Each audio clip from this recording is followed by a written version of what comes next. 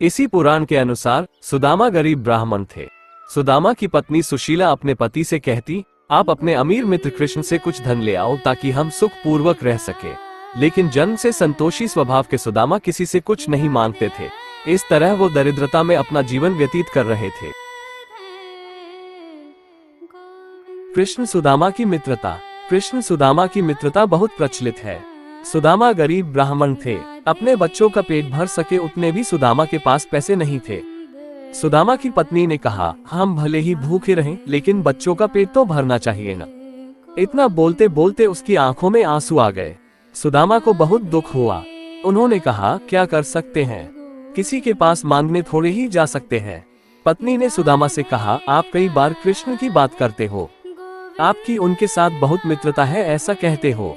वे तो द्वारका के राजा हैं, वहाँ क्यों नहीं जाते? जाए ना, वहाँ कुछ भी मांगना नहीं पड़ेगा। सुदामा को पत्नी की बात सही लगी। सुदामा ने द्वारका जाने का तय किया।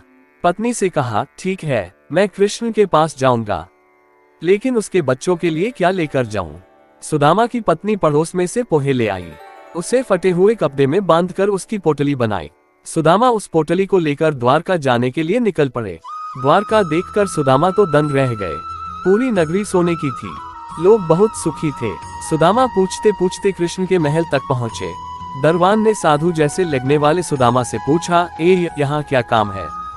सुदामा ने जवाब दिया, मुझे कृष्ण से मिलना है, वह मेरा मित्र है। अंदर जाकर कहिए कि सुदामा आपसे मिलने आया है। दरबान को सुदामा के वस्त्र देखकर हंसी आई।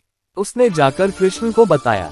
सुदामा का नाम सुनते ही कृष्ण खड़े हो गए और सुदामा से मिलने दौड़े। सभी आश्चर्य से देख रहे थे, कहाँ राजा और कहाँ ये साधु। कृष्ण सुदामा को महल में ले गए। सांदीपनी ऋषि के गुरुकुल के दिनों की यादें ताजा की। सुदामा कृष्ण की समृद्धि देखकर शर्मा गए। सुदामा पोहे की पोटली छुपाने लगे, लेकिन कृष्ण ने खींच ली। कृष्ण ने उसमें से पोहे निकाले और खाते हुए बोले, ऐसा अमृत जैसा स्वाद मुझे और किसी में नहीं मिला। बाद में दोनों खाना खाने बैठे। सोने की थाली में अच्छा भोजन परोसा गया। सुदामा का दिल भर आया। उन्हें याद आया कि घर पर बच्चों को पूरा पेट भर खाना भी नहीं मिलता है। सुदामा वहाँ 2 दिन रहे। वे कृष्ण के पास कुछ मांग नहीं सके। तीसरे दिन वापस घर जाने के लिए निकले। कृष्ण सुदामा के गले लगे और थोड़ी दूर तक छोड़ने गए। घर जाते हुए सुदामा को विचार आया, घर पर पत्नी पूछेगी कि क्या लाए, तो क्या जवाब दूंगा। सुदामा घर पहुँचे। वहाँ उन्हें अपनी झोपड़ी नजर ही नहीं आई। उतने में ही एक सुंदर घर में से उनकी पत्नी बाहर आई।